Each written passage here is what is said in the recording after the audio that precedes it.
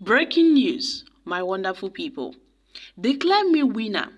Because of the 21 state results, Atiku Abubakar tells the presidential election petition court. My country people, Atiku Abubakar don't para. That guy dey vex. He don't talk say all this one wey be say everybody just dey claim say na dem be the winner. Say na him be the winner o. Yes. He is the true and the rightful winner of the presidential election. Other people na counterfeits. Other persons na counterfeits. Now, the presidential candidate of the People's Democratic Party, PDP, in the February 25th election, Alhaji Atiku Abubakar, has told the presidential election petitions court to declare him the winner based on the submission of the Independent National Electoral Commission, INEC, that he won 21 states during the polls. And Atiku Abubakar, in his final written address through his lawyers, claimed that the commission did not dispute, did not retract, debunk, or claim an error in pronouncing him as winner in 21 states. So, similarly, he asked the court to nullify the declaration of President Bola Tinubu as the winner of the election because he failed to secure up to a 1/4 of the votes cast in the Federal Capital Territory, Abuja. The presidential candidate of the Labour Party, Peter Obi, canvassed a similar position, where he argued that in Section 1342 of the Constitution made it clear on the issues of winning at least 25% of the votes in the FCT and 24 states as a condition for emerging as the Nigeria's president. And Atiku listed the states that INEC credited to him as winning, where he won in Adamawa, Akwa Ibom, Bauchi State, Bayelsa, Borno, Delta, Ekiti, Gombe, Jigawa, Kaduna, Katsina, Kebbi, Kogi, Kwara, Nasarawa, Niger, Osun, Sokoto, Taraba, Yobe, and Zamfara.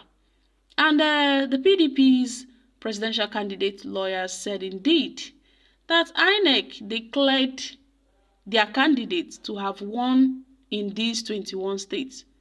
And it is important to note that throughout the trial, INEC did not deny that Atiku did not win these states. They made it known that yes, Atiku won these states. So they urged the courts that this matter does not require any proof again because it is so clear that yes, the INEC declared Atiku Abubakar that he won 21 states.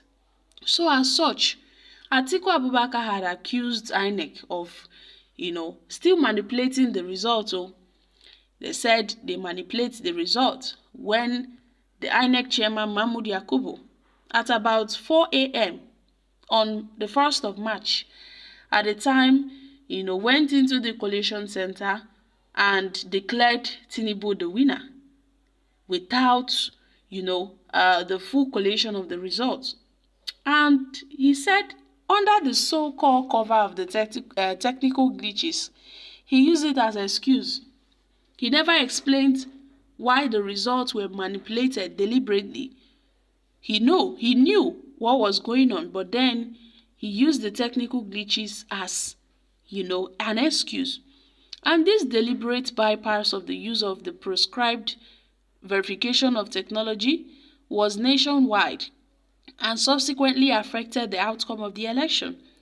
So they have therefore submitted that under the new regime of technology-based elections, the old and the traditional analog manner of proof of substantial non-compliance must yield way to a modern, dynamic, and a scientific approach by the court towards proof of substantial non-compliance. And the intent of the new Electoral Law Act 2022 is that the old order must give way to the new order. The analog must yield to the digital, and they have urged the court to resolve this issue in the favor of Atiku Abubakar. Atiku Abubakar and the PDP said that INEC was very, very wrong in declaring Tinubu the winner, having allegedly not secured 1/4 of valid vote cast in the FCT as required by the Constitution.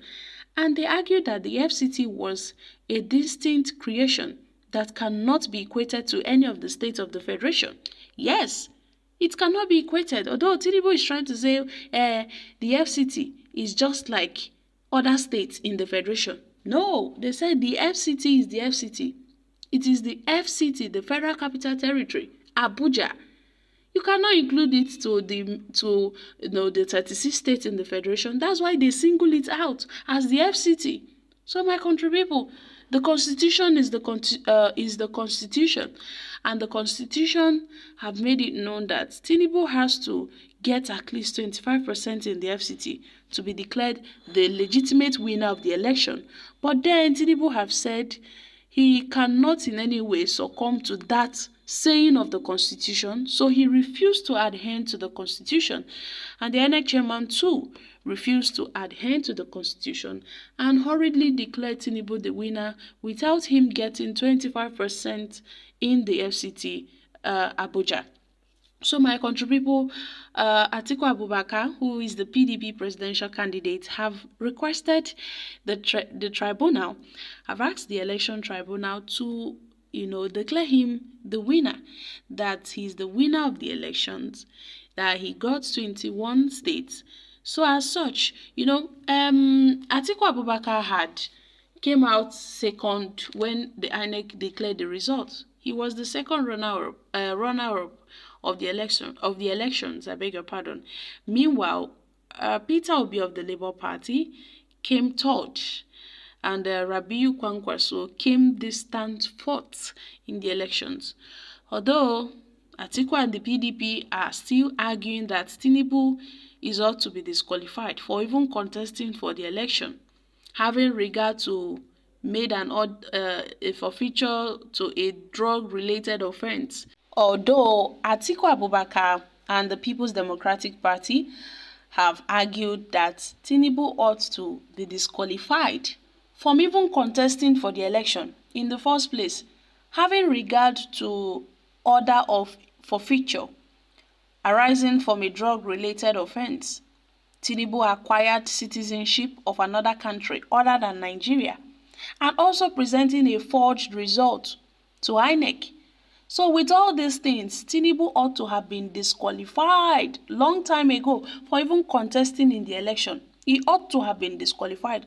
So they are standing on this grounds that Tinubu was not even qualified to contest in these elections for the first place.